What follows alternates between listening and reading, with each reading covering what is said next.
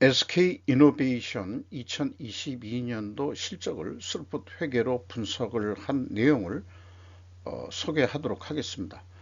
그리고 2021년에 두 개의 회사를 물적 분할을 해가지고 2022년도가 실질적인 새 기준연도라고 보시면 되겠습니다.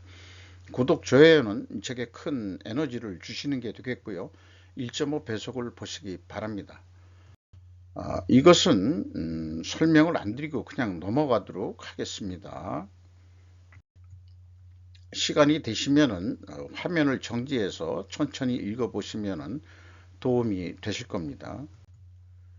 원가회계손익으로서 매출이 1조 9,835억 원으로서 2조 원이라고 보면은 전년도는 4조 원인데 이제 딱 그 배가 내려갔죠. 그런데 이제 그게 그 영업 성과라기보다는 작년에 그 분할이 된 게 3, 4분기 때 분할이 됐기 때문에 비교의 의미가 크게 없을 것 같습니다. 그럼에도 불구하고 그 재고 자산들은 크게 줄어들었고요. 그 다음에 그 영업이익은 10%밖에 줄질 않았습니다. 그러니까 매출이 크게 줄었다 하더라도 본인들이 가지고 있는 이 아이템, 남아있는 아이템들의 수익률은 좋았다, 이렇게 이제 판단이 되네요. 밑에 나와 있는 대로 배터리와 ENP 사업이라고, 요게 뭔지 잘 환경의 엠빌런먼트인지 엔지니어링이라는 뜻인지 어스온이니까 아마 그 환경 쪽으로 판단이 됩니다. 스루풋 회계로서 그 매출에 비례하는 매출 재료비가 79.3%나 크게 내려갔습니다. 그러니까 이 남아있는 아이템, 사업 아이템은 재료비 비율이 크게 낮아졌다, 이렇게 볼 수 있겠죠. 그래서 그 스루풋 율이 24.4%나 상승했습니다. 그리고 운영비용은 34.7%가 감소했는데 크게 감소한 것 같지는 않죠. 물론 줄긴 줄었습니다만은 기존의 고정비 성격으로 나가는 것들이 있으니까 그렇게 됐다고 생각을 합니다. 2020년도만 하더라도 그 TOE 생산성이 2라 그러면 매우 높은 상황인데요. 이게 그 분할을 하면서는 그 1.48로 떨어졌다가 다시 좀 상승세인데, 이게 이제 1년 단위 비교는 좀 의미가 없어서 아까 말씀드린 대로 4, 4분기부터 말하자면 복합되어 있기 때문에 2022년도의 그 실적이 이게 이제 기준으로 봐서 작년보다 얼마나 잘했냐 못했냐, 향후 2023년도 1분기 실적부터 그렇게 비교가 가능할 것이라고 생각이 됩니다. 스루풋 영업이익 18.1% 감소한 거로 되어 있습니다만은 원가회계 영업이익보다는 36억 원 더 이익이 난 실적입니다. 이것은 재고자산이 감소해버립니다. 가공비 배부 재고자산이 52억이 감소한 게 원가회계 영업이익보다 이익이 더 난 게 되겠습니다. 그래서 보통 그 뒷부분에서 이거를 얘기하고 있지만은 재고가 그 감소하면서 스루풋으로서는 오히려 더 이익이 난다는 점을 강조하기 위해서 이렇게 먼저 좀 비교표로 소개를 해 드리겠습니다. 제가 그 스루풋 분석을 계속 하는 이유는 현실 실정법상으로 원가 회계를 스루풋 회계로 일개 그 혼자의 힘으로는 시스템 제도를 바꿀 수는 없겠지만은 어떤 그 경영 의사 결정이나 내부 평가로서는 우선은 스루풋 회계로 점검을 해 봐야 된다 라고 저는 주장하고자 하는 바입니다. 비용의 성격적 분류 내용을 이 스루풋 분석을 위해서 1번과 2번 매출원가 재료비와 운영비용으로 디카플링 하면은 매출원가 재료비가 80%가 감소했고요. 운영비용이 34.7%가 감소했습니다. 그리고 운영비용에서 판매관리비를 빼면은 그것이 이제 가공비가 되겠는데, 가공비가 19.6% 감소했습니다. 그리고 이 아주 극단적으로 그 비교가 되는데, 2021년도까지 그 가공 비율은 39%인데 이게 그 물적 분할로 회사가 떨어져 나가면서 70%, 가공 비율이 70%다. 그러니까 이 재료비 비율은 이렇게 이제 낮아졌다 이렇게 볼 수 있겠죠. 그 스르프 손익에서도 그거를 그렇게 감지할 수 있습니다만은 이런 상황이 되겠습니다. 그래서 이것을 어떻게 보면은 가공 비율의 현격한 상승은 업종 변환 성격 수준으로 그렇게 보여집니다. 그러니까 새롭게 다시 출발한다. SK 이노베이션은. 그리고 성격상 이제는 중간 지주 회사다 이렇게 볼 수 있을 것 같아요. 재고자산 매출원가 회계 투명성 검증 3단계 다 무난히 패스가 되는데, 문제는 2022년도, 2021년도에 물적 분할을 하면서 PQ 총재료 비용의 차이와 그 다음에 생산 재료비의 차이가 있고, 이것이 그 중간에 그 자회사로 넘어간 그 자재 금액이라고 생각이 듭니다만은, 요거를 2단계에서 그 재고자산 아니 BWCI 증가액 요거까지 포함하면은 한 5천억 정도가 넘어갔다고 봐집니다. 이렇게 되겠고요.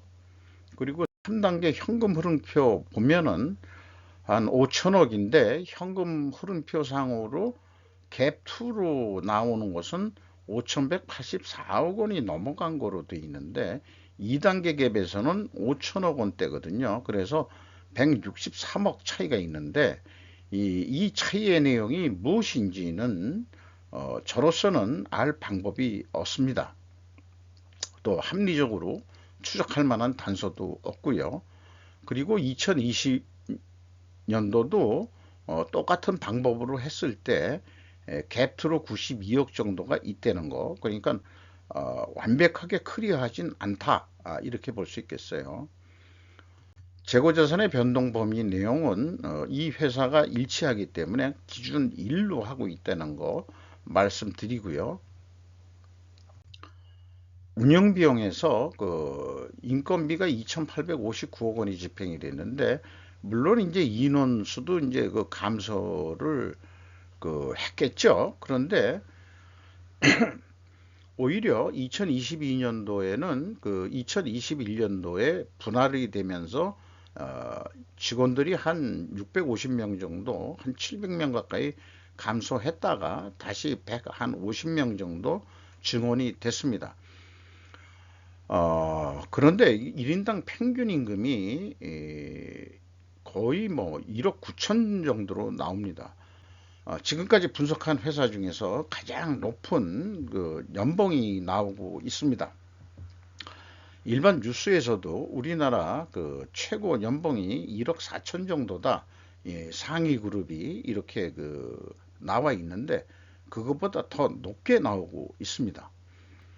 그리고 그 2021년도부터 그 비용에 표시 안 하던 개발 원유비라고 그러는데 뭐 그 이 석유 탐사비라고 볼 수도 있겠죠. 그것을 이제 본격적으로 그 표시를 하고 있습니다. 그 금액이 한 50% 가까이 그 증가를 했습니다. 경영평가 지표로서 재고 회전율은 뭐 상상할 수 없을 정도로 높게 그 나타납니다. 2020년도가 정상적이었다고 한다면은 지금 남아있는 매출액이 전부 다 윤활유 판매 등이 아니고 여러 가지 그 이 수입 요소들이 있을 거예요. 매출 요소들. 그거를 그냥 단지 그 매출원가 나누기 재고로 해보면은 뭐 이걸 새로운 기준으로 뭐 할 수밖에 없는데 재고 회전율은 2021년 말보다 좀 그 크게 내려갔고 수르푼율은 거꾸로 올라간 거로 되어 있습니다. 이렇게 뭐그 역방향이면 분식회계 개연성 가정을 하는데 과연 이게 그 가정 추론이 뭐 적용이 되겠느냐 하면은 조금 좀 어렵겠죠. 그럼에도 불구하고 이 반증을 하려 그러면 원재료 가격 하락과 판매 가격의 상승으로 입증을 잘못 표현했습니다. 원재료 가격 상승과 판매 가격의 상승으로 입증해야 됩니다. 요게 이제 제가 오타를 냈네요. 그러나 2021년도 기업 분할로 비교 의미가 조금 퇴색한다. 이렇게 볼 수 있겠습니다. 그리고 총 자산 회전율이 매우 낮은데 이런 경우에는 개별이 아니고 연결 매출액으로 좀 봐야 될 것 같긴 해요. 그래서 이것만 보더라도 이 SK 이노베이션이 중간 지주회사 성격이 됐다 이렇게 볼 수 있겠습니다. 현금 재무지표로 2년 연속 1조 3천억 또 2021년도에는 1조 1천억대의 투자가 있었습니다. 그래서 투하 자본은 총 자산에서 이자 부채를 뺀 건데요. 그게 99.4%면은 이제 뭐 본인들이 운영할 수 있는 자금 자산 역량은 0.6%뿐이 안 가지고 비즈니스를 한다는 얘기죠. 그러니까 이게 뭐 지주회사가 된 거나 마찬가지죠. EAT 새우 현금 순이익이 5,754억 원이 났는데 전년도는 거꾸로 돈을 잃었었습니다. 분할로 인해 가지고. 그 다음에 채권자한테 7,310억 원을 갚아가지고 이자 부채 레버리지율이 5.2%로 떨어졌어요. 그리고 주주잉여 현금 흐름이 있습니다. 요 마이너스는 돈을 더 거꾸로 주주들이 더 냈다 이런 의미가 되겠고요. 최종 FEM 최종 7,322억 원의 현금이 유입이 됐다. 이렇게 보겠습니다. 그리고 리스크 대비 현금 버퍼율은 56.8%로 여유 있게 가지고 있고 이익 잉여금률은 215.2%로서 좀 떨어졌습니다. 그래서 이 종속기업 및 관계기업이 얼만큼 가지고 있냐 그러면 비유동자산이 18조 4천억인데 16조 7천억이나 가지고 있고 자산이 총 19조 5천억인데 종속기업 및 관계기업이 16조 7천억이나 된다. 그러니까 이 지주회사 성격이다 이렇게 말씀드릴 수 있겠죠. 그리고 연간 매출액은 예측하기가 좀 어렵지 않겠냐.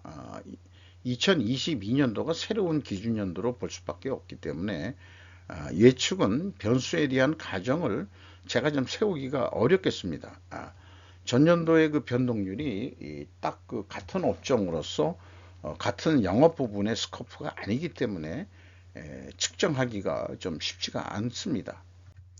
그래서 주가를 보면은 183,500원으로 29,500원 상승했는데요. 장부 가격 대비 98%로 올라섰습니다. SK가 33.77% 가지고 있고 국민연금이 8.66% 그리고 외국인이 어딘지는 모르지만은 24.17% 한 개 투자 회사가 아니고 여러 개 투자 회사일 겁니다. 이상 SK 이노베이션 2022년도 실적을 마치면서 실질적으로 SK 이노베이션을 치면은 SK 에너지를 칠 때도 그렇고 SK 에너지가 사실은